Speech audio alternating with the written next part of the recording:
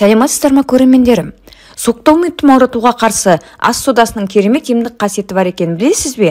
Бүгінгі видеом осы сұраққа жауап болмақ. Ал келесі видеомда пияз сорпасының кереметі туралы айтамын. Алдымен пайдалы қызықты видеоларымды өткізіп алмас үшін каналыма тіркелуді ұмытпаңыз.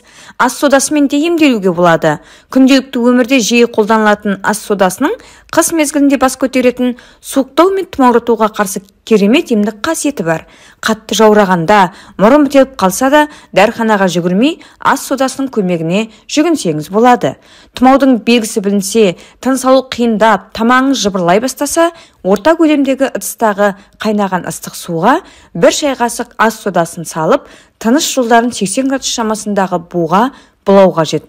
Бұлауды су суығанша жалғастырған жақсы.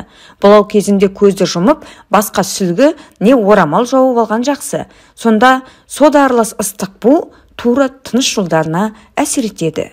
Ол еркін демалуға көмектеседі. Мұрынның бітелгенін ашып, тамақтың жыбырлауын тоқтатады.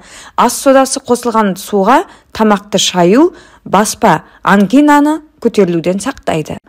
Қыстыгүні аяқтан қолаңса иіс шығып тұрады. Ас содасының көмегімен одан да құтылудың жолы бар. Ол үшін қайнаған жылы суға керегінше ас содасын салып араластырасыз. Бұл қоспаға мақтаны малып алып, аяқты сүрту керек. Аптасына 2-3 рет осылай етіп тұрсаңыз, көп ұзамай жағымсыз иістен құтыласыз.